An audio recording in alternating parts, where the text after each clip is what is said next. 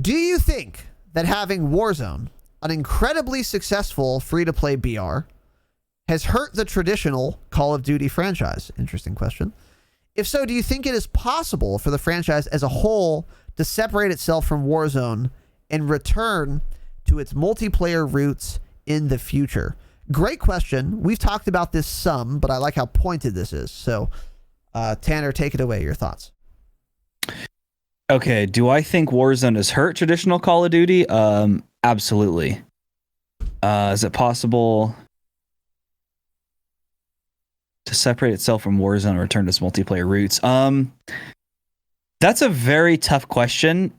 The game in general, I think, would be a lot better if it was only focused on multiplayer. Now, the only reason, or not the only reason, the main reason Warzone is so popular in Modern Warfare is because the multiplayer is terrible. I mean, you can say you like this game, but it's like, okay, do you like Warzone or do you like multiplayer? Because multiplayer in this game is royally fucked up, and it has been since the beta, and nothing's changing with it. And it's because they don't care about it anymore. Because when Warzone was released in whatever month it was, March, April, May even? I don't remember. That's all they've cared about. I mean, they haven't done anything substantial to multiplayer because they don't care about it and not that many people play it. I mean, like, even go to Twitch and go to Modern Warfare. Like, out of the top 100 people playing it, streaming it, the top 100 streamers, probably 90% plus are playing Warzone because multiplayer is just dead.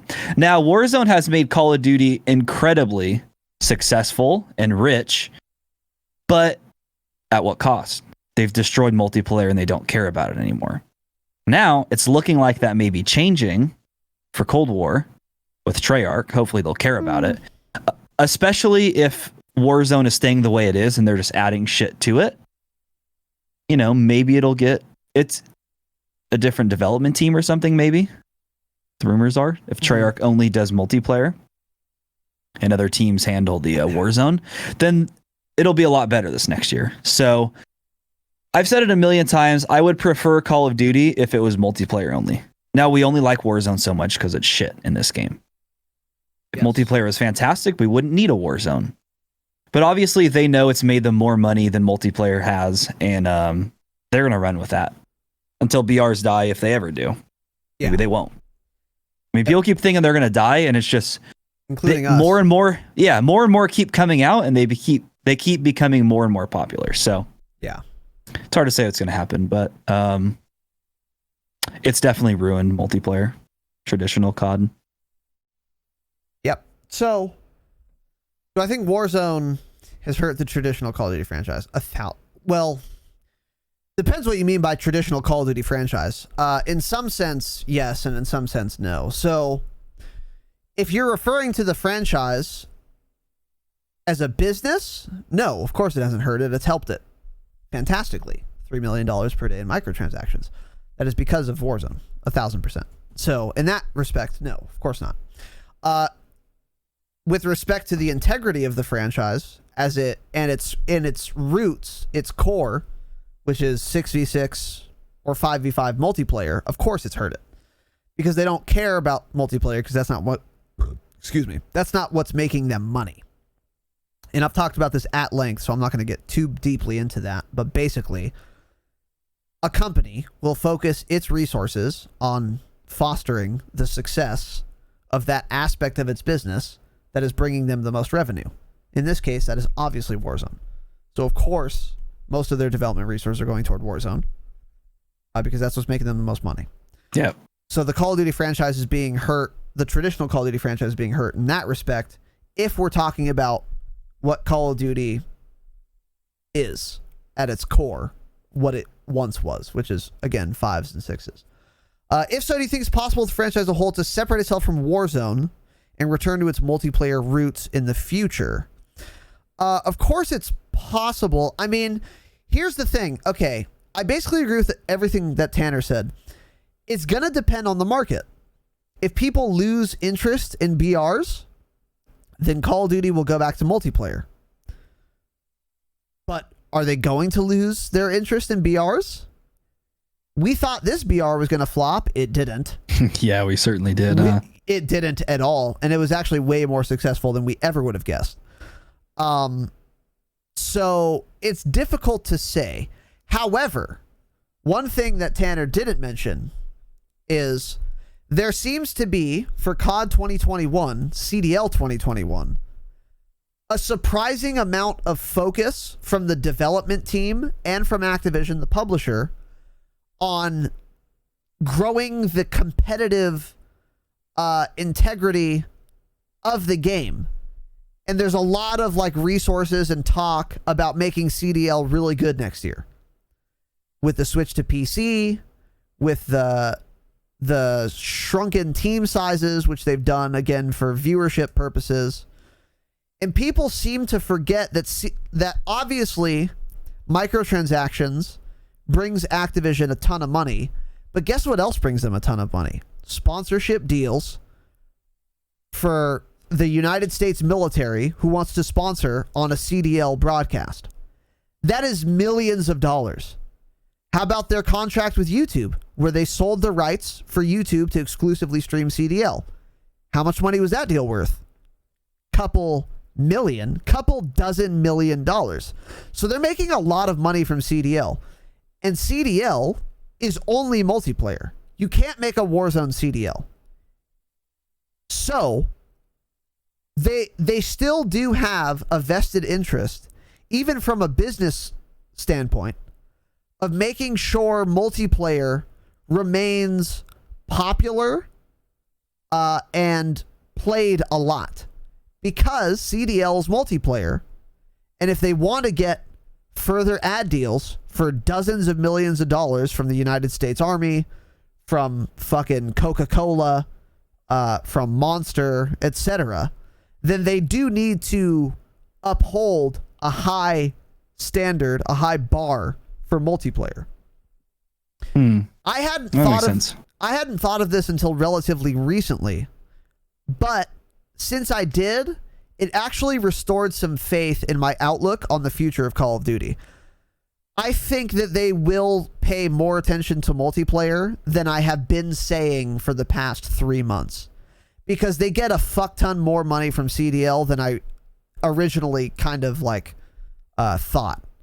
Because not all their money comes from consumers. A lot of it comes, again, from ad deals and shit. And the only way they get those ad deals is from CDL, which is from making multiplayer good. So I don't think all hope is lost for multiplayer.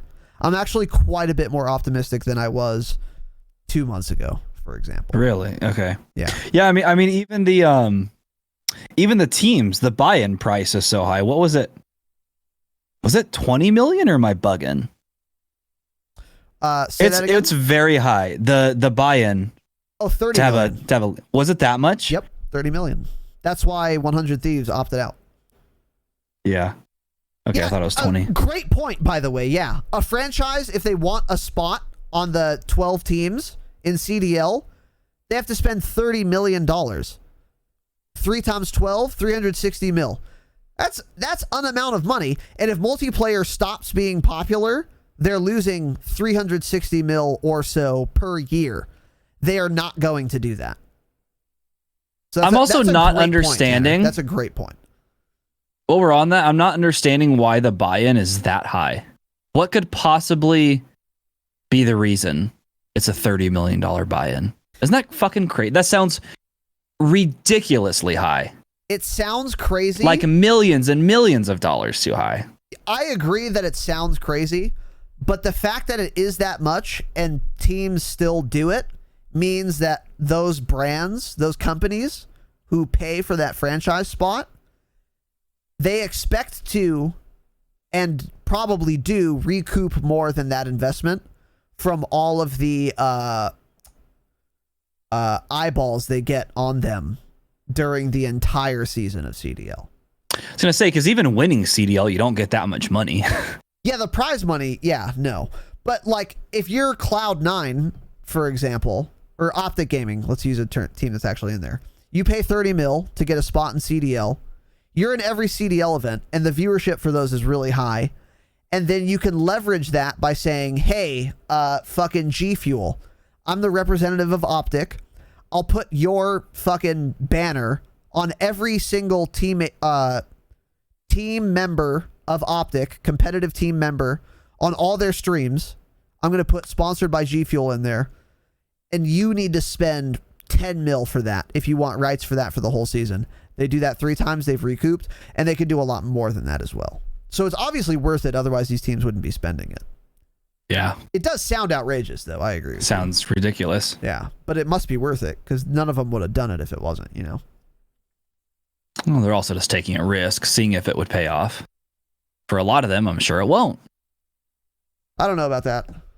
Maybe. I don't know. It's hard to say. I'm not an insider. But that is a good point, though. Because, yeah, I didn't think about that aspect, which is that Activision has a vested interest in keeping multiplayer healthy because they can sell those franchise licenses. Yeah. Or spots or whatever. So, yeah, I think multiplayer is actually here to stay. Because I hadn't taken all of those considerations into account. Because I think we did an episode, I know we did an episode on this podcast about our like Cold War predictions before any leaks came out. And I was talking that entire episode about multiplayer is dead, Sixes is dead, it's never coming back. You remember this episode, Tanner? Yeah. Yeah. I think that was a Patreon episode, wasn't it? No, it was a regular episode. It was a Saturday ep. I'm like 99% sure. And I take all of those things back.